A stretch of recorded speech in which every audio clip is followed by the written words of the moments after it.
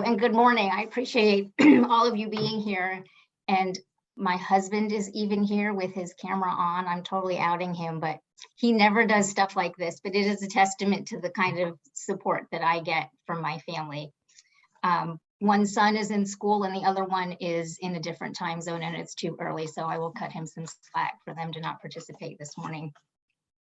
I want to thank you all, and Elise, I still am blown away that I get to do this morning. I've been coming to Creative Mornings for many years and met some really incredible people, and I always come home and am wowed and tell my family about these amazing speakers I hear. So I have felt a little pressure to deliver this morning. I have been a little under the weather the last couple days, so I do regret that in all my years I never really learned how to apply makeup to hide the bags under my eyes, but alas, this is the authenticity that we're talking about this morning. This is what you get. So I'm going to share my screen. I'm not a huge PowerPoint person.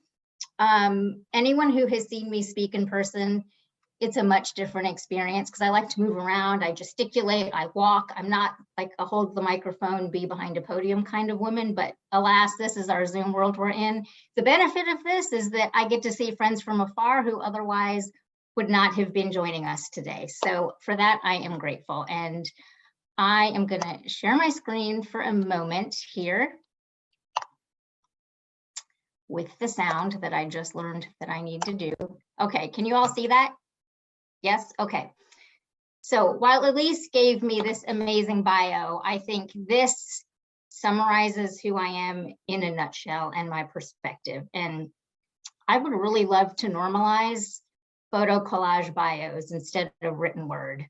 So let's make that a thing. What you see here is a photo of my family. This is baby Ilina before we left India. So I was just shy of 2 when we came to this country. And in the opposite corner is a picture of me with my family. And that was on a trip we took over the summer. So it's that juxtaposition of family then and family now and the journey that has come in between. So that's enough about me. We're going to talk about what it means to be free. So we're going to make this work. It's not working. Okay, there. Does that work? And you and me. All right. Don't want to play my video yet. So Erica, when we logged on this morning, you were the only one who got my outdated reference. And I imagine many people on the call today don't get this reference either. But that number, that big number, 5,470,000,000, what do you all think that is? Any guesses? See, if we were in person, I would call on someone. I just the world Googled, population? It is not the population. But what I did is I Googled how many songs have the word free in the title. And it's over 5 billion songs. Now, what stands out to me is this old Marlo Thomas and Friends. Does anyone remember this? This was a childhood staple. And this really pushed the boundaries in the 70s about identity and stereotypes and male and female roles. And it stuck with me so much that I hunted down a copy of the CD to play it for my children when they were little. And so they also have memories of this. And in fact, there's a song on here about a little boy who wants a doll and he gets chastised for it. And my son, in fact, did ask Santa for a doll one year. And I said, I think it's because of that CD we listened to, Todd. So for those of you who don't remember, I'm just going to play you a quick clip.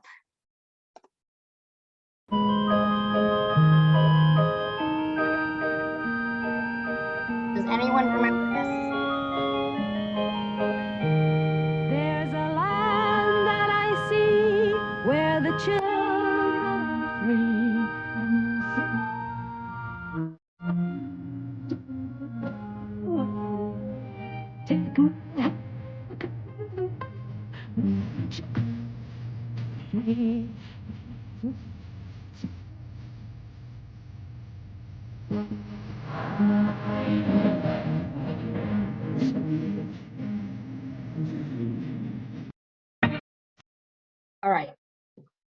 Does that strike a bell with anyone? Because I'm going to sing that song the rest of the day.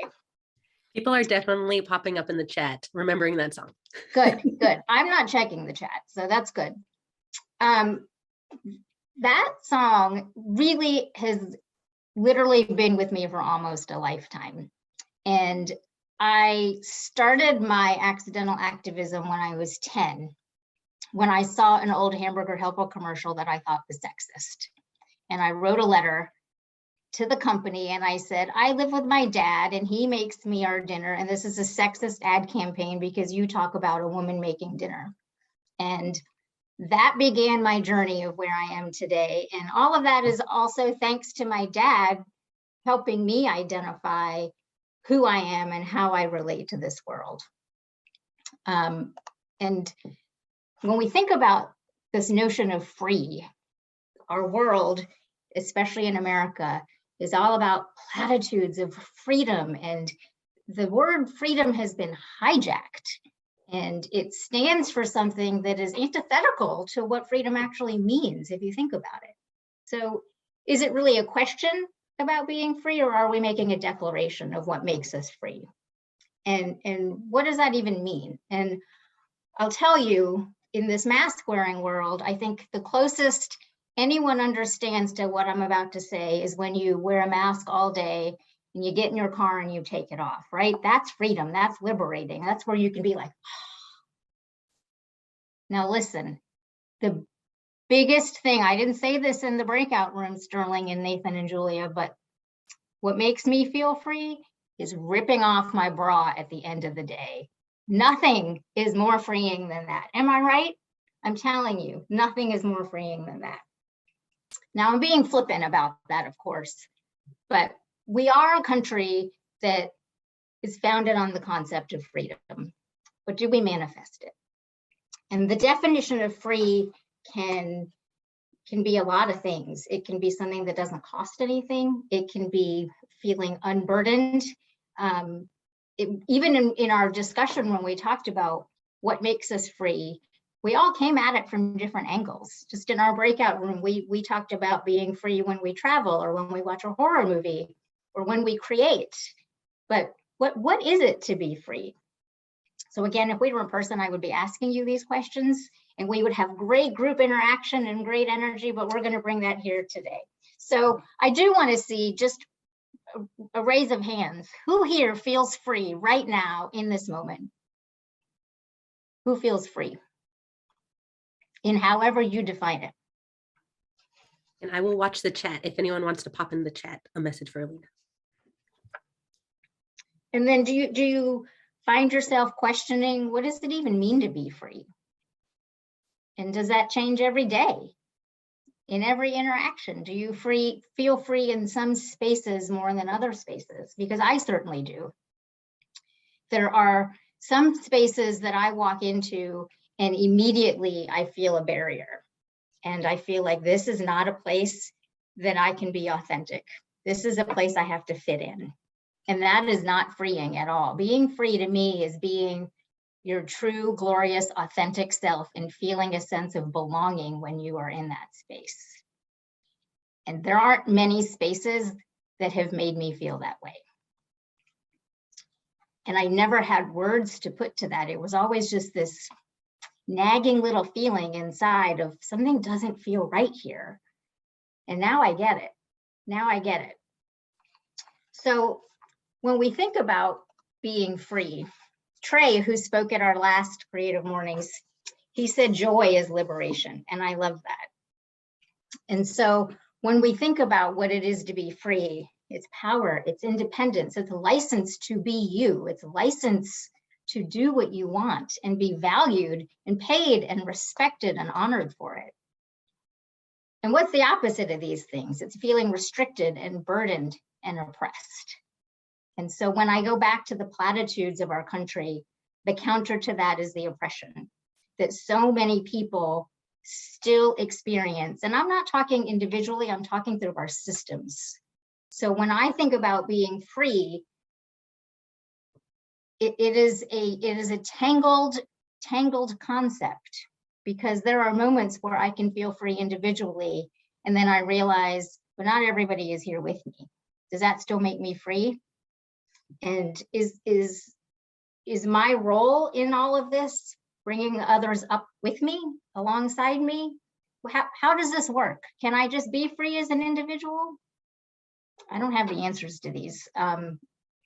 When we think about what makes us free, we have freedom of expression, right? We love to talk about freedom of speech, and that, like HIPAA and constitutional law and everything else, you know, thanks to Twitter, gets all mangled. So I'm not even going to tread on our Constitution and the freedom of speech. However, we have freedom of expression, and we have hair color. I have a son who left home with blonde hair. He came home with green hair. He had pink hair last summer. I love it. I had purple hair as a teenager. I had a blonde stripe in my hair for my senior year photo, and my parents were aghast because, again, this was 1986 and people weren't really doing this, especially little Indian girls, definitely not coloring their hair. I wore a dog collar to my mother's wedding. I kid you not. Black lipstick, dog collar, Benetton sweater, ripped tights. I was full on not the picture of a little Indian girl. It was my freedom of expression. We have boys coloring their nails. We have boys and girls wearing red sparkly shoes. We have lots of things where people now feel free to express themselves, and I think is glorious. It is a beautiful thing, and I'm so delighted to see that we have a family that celebrates this, and that my kids are in a school that celebrates this. So this is the world, and we have to join it. We have to evolve, and we have to give license to other people to feel their own freedom and to express their joy. Because as Trey said, joy is liberation. And so I think that as we think about freedom, the pursuit of freedom is not just an individual thing. It is a collective pursuit. It's what brings us together. And so when we think about free as a philosophy, this is where we love the platitudes. This is where we love the patriotic songs and the flags. And listen, 4th of July has long been my favorite holiday. My family will tell you, we have always had a big party. I've got the bunting, I've got the flags everywhere. I have all the decorations because I am an immigrant to this country. So how I view the 4th of July is very different.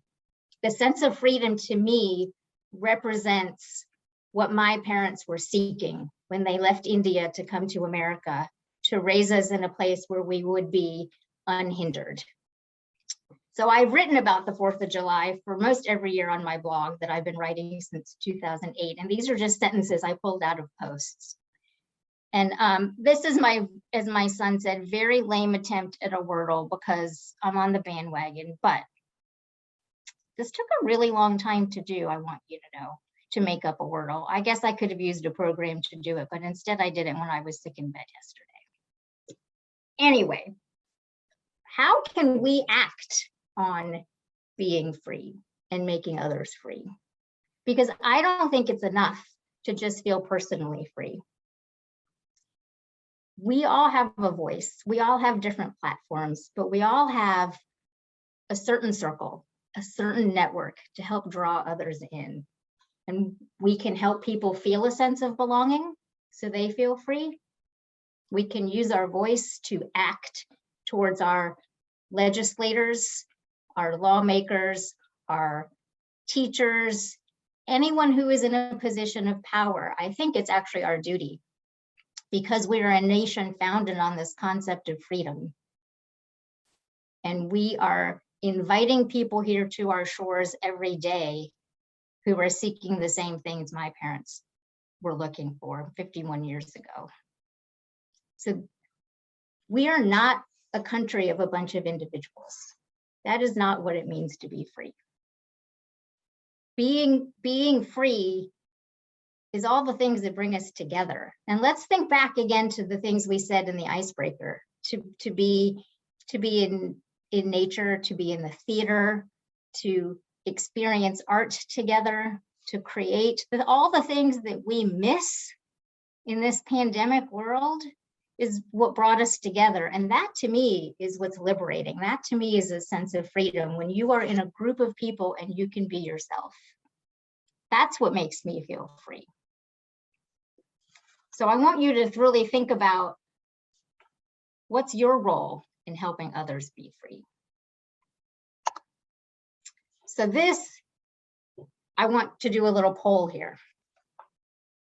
I want you to think about toddler Ilina.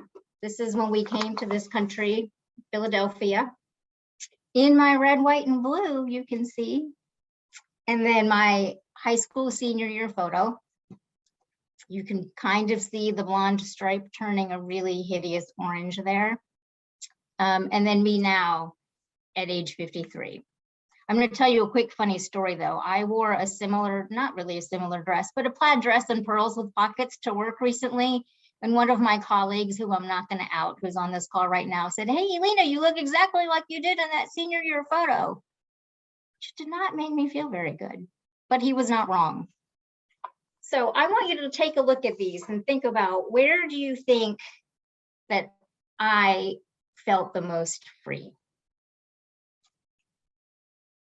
Put in a number, take a vote, and at least you can chime in and tell me what people think. All right, pop it in the chat. 1, 2, or 3. We're seeing lots of 3s, Ilina. Lots of 3s, a handful of 1s, only 1, 2. Okay, 2, 2. Mostly 3s. We're getting some 1s though. Okay. Yeah, senior year of high school is a definite no. I don't know who would have felt my definition of free senior year of high school, but I'll tell you, I was the only kid of color in my class.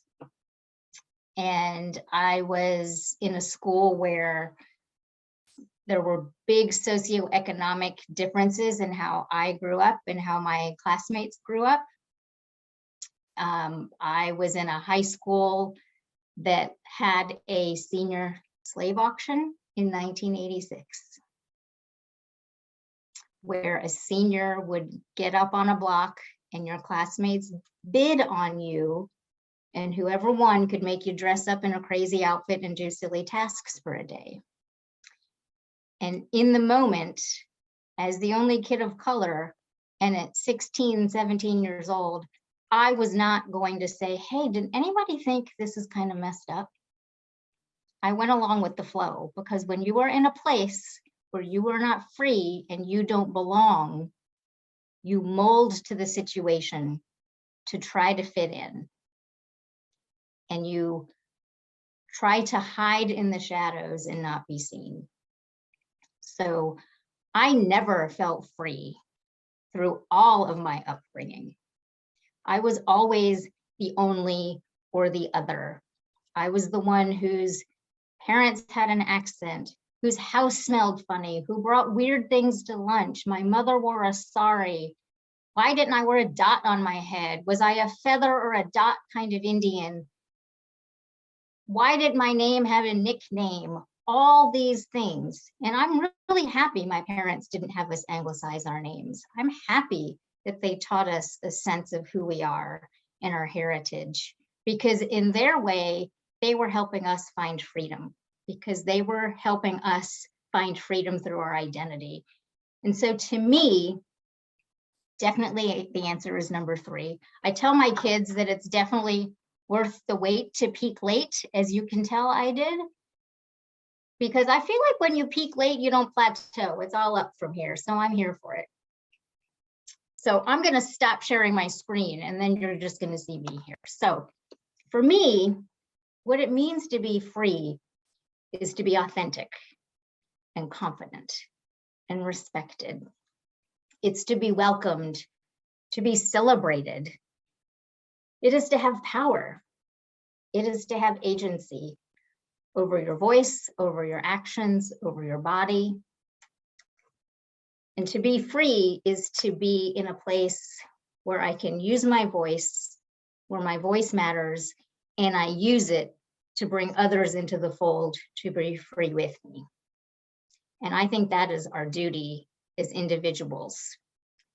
And I challenge all of us today to think about what actions can we take to be free and bring others along with us. Because if we don't do that, to be free is really just an illusion, just a promise, just a platitude. And we're so much more than that. So with that, I'm happy to take any questions. Again, I wish I were with you in person today, but thank you for being here. And I would be delighted to answer any questions that you have. I don't have a poker face, and I don't know how to be anything other than candid. So ask me anything. Oh, thank you so much, Ilina. Everyone, please unmute yourself and just help me thank Ilina. That was a wonderful, wonderful message. Wonderful. Woo! Yeah, and like she said, question time. Please, you can type a question in the chat. You can raise your hand if you want to be highlighted and ask one-on-one, which I think Ilina would prefer. So please raise your hand.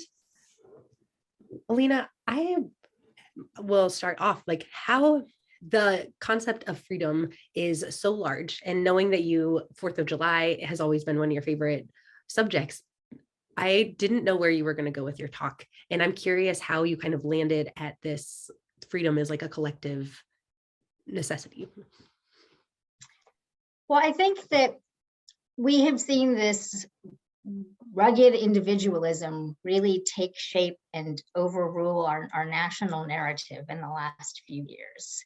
And we're all about our individual freedom, and we're not considering that we are a community, that we are a collective. We are neighbors, we are networks, we are colleagues, and we thrive together. So I think this concept of freedom being individual is not working. It's simply not working. And I look back at cultures like mine, where everything is a collective. You live intergenerationally. It's very much a web of connected people who care about each other. And we have to get back to that. And I think we just can't be free as individuals. We're just little siloed, individually free. That doesn't even make sense, because to me, freedom is a collective term.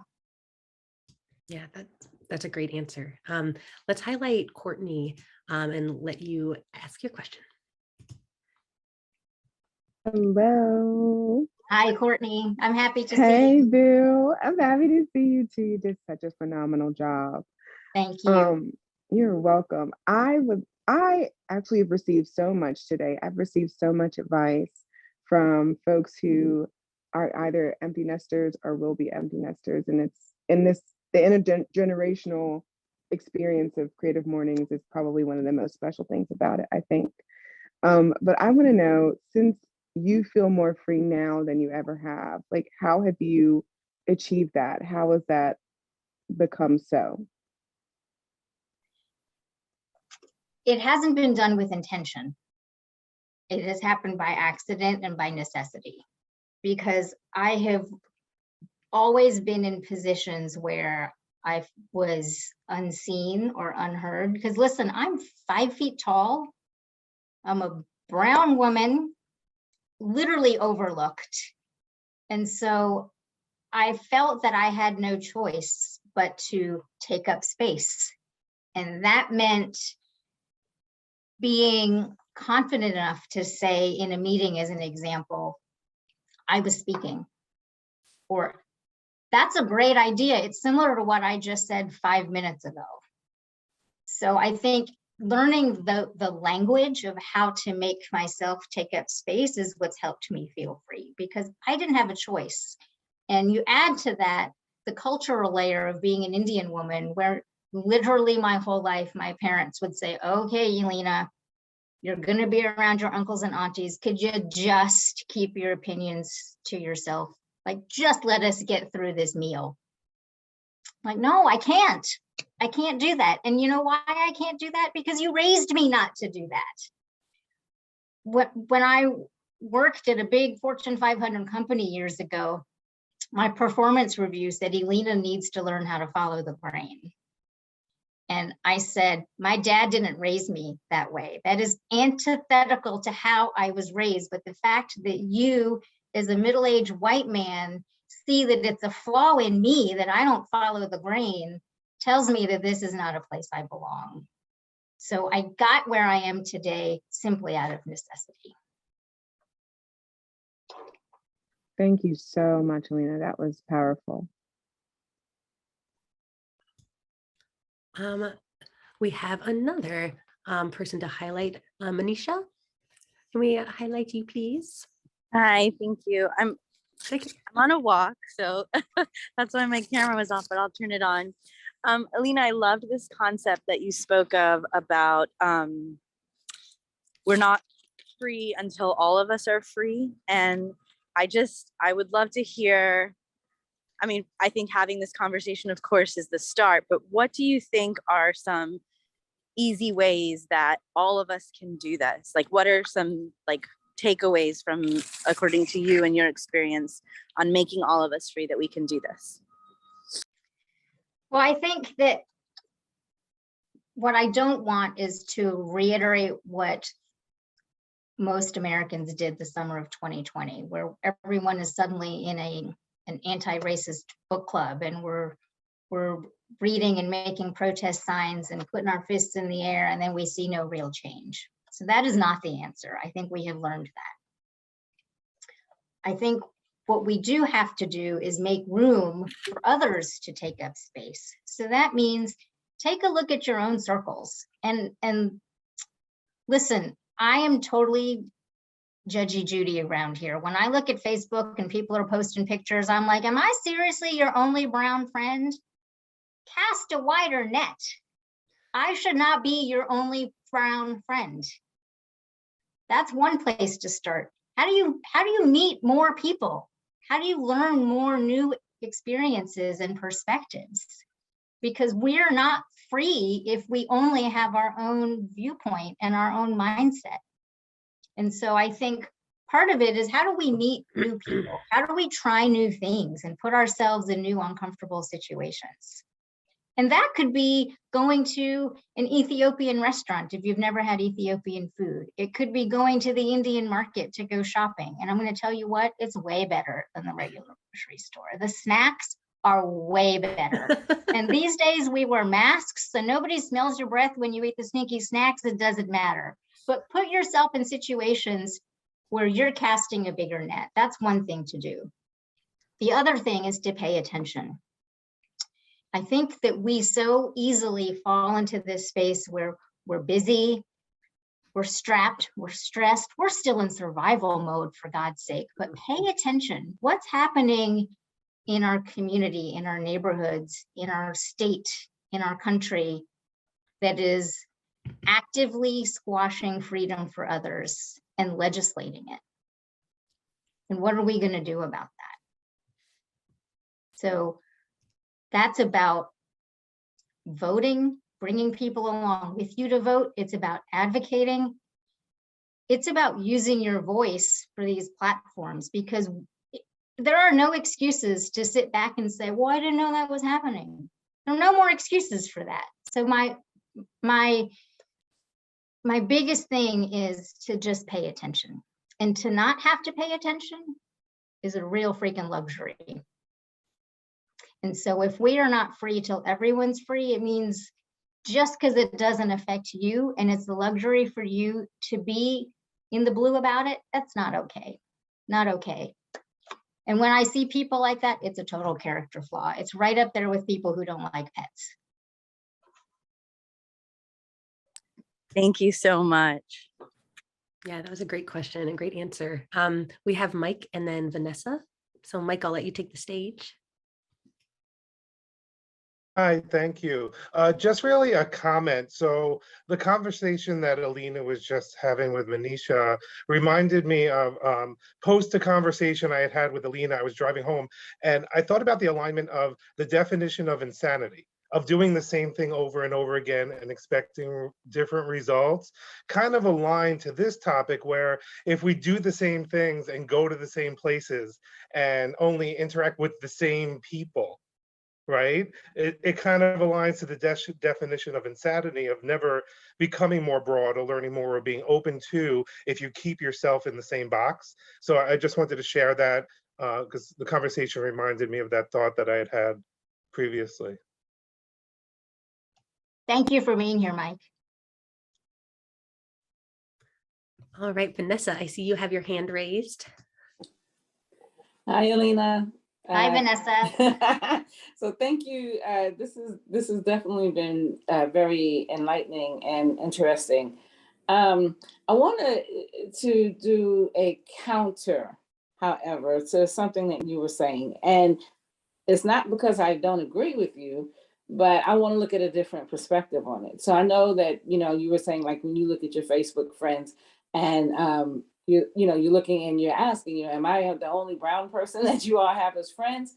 When someone looks at yours, are they seeing the same thing? But more than that, like you were saying, go out and do, other things and do different things. And I'm someone that I've lived in different countries around the world. I've traveled extensively. But what I do notice is that if you do something, like you said, like go to an Indian grocery store, right? Well, if they at the Indian grocery store or at, an Asian grocery store, if their mindset is not of the same, then it can be a very adverse type of, it can be an adverse experience, right? So how would you suggest, combating that, in a sense? If you're saying, okay, go visit somewhere else, or go, broaden your net, go out of your comfort zone. But you get to these, you start doing these other things, and the people there are not in that same level, not in the same space. They're not in that same freedom sphere. I'm interested to hear what your thoughts.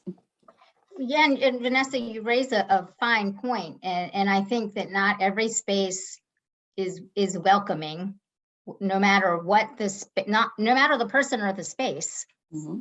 What I say, though, is in my personal experience, in the Indian market specifically, they love seeing other cultures come in, because they get to show off, we get to show off all the things that make our culture so rich. And my experience has been similar in going to other grocery stores of other cultures and other cities that I've lived in, because they're like, oh, here's somebody who doesn't know anything, and we get to teach her and help her. So I think that there is a way to come in and make yourself vulnerable and say, I want help, I want to learn about this. But I get it. There are also places where you're going to walk in and they're going to look at you and you're going to go, I do not belong here. And what I say to that is, I walk into spaces like that almost every day. I mean, I've traveled across this whole state. I've been to about 75 of our counties in my previous job. And on most days, I got those looks in every room that I walked in, where people would ask, how'd you get this job? What are you doing here? And it was always it was more than unwelcoming in some situations. It was threatening. And so I get that. So I think people have to feel safe to go into new spaces. And maybe that also means taking a friend. Maybe it means trying something new that puts you in a space that isn't safe and threatening. So go to Netflix and watch a Bollywood movie. Although, listen, I don't even do that, but it might be trying things that are new, that are out of your comfort zone, but still safe. Because I'm certainly not suggesting somebody goes to a physical place where they feel unwelcome and unsafe. But I think if you do go to these places, it is okay to say, I'm new here, what should I try? And people will welcome that. So, Elena, I have a question for you. I think, so the world that we live in now, it's been unprecedented for 2+ years now, and it feels like it's not unprecedented anymore. If it's been 2 years, it's now normalized.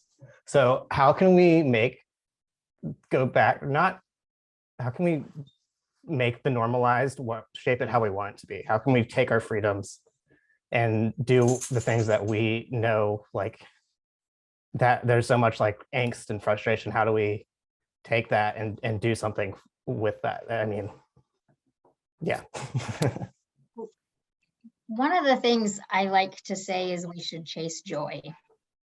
So when I talk to students, especially when I talk to young Indian students like myself, I kind of joke with my kids saying, okay, I talked to a group at your school today, and all their Indian parents are going to be really pissed off at me based on what I said. So I'm going to apologize ahead of time.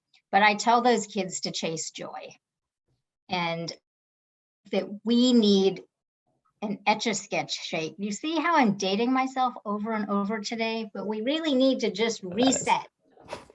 We need to reset and think about not what the old world was, not what not these unprecedented times. Let's think about now and think about moving forward. So what can we take from the past that worked? What can we take from the past that we can improve? And let's look forward. And I think if we chase joy, we're going to find that our freedom and our sense of feeling free comes from that.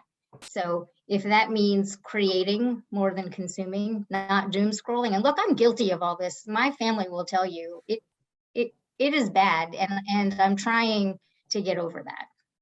But it means doing the simple things again. So gathering safely with a small group of people rather than going to big house parties, or having a picnic outside, writing in your journal, reading books. I went to the library for the first time the other day, and I was so excited to just smell library books. I mean, I know my face in them. I'm not that weird lady, but to be around library books and hold them and check out more than one book at a time. So it's really those simple things. I mean, I sound like I'm preaching about going back to Little House on the Prairie days, and I certainly don't mean that.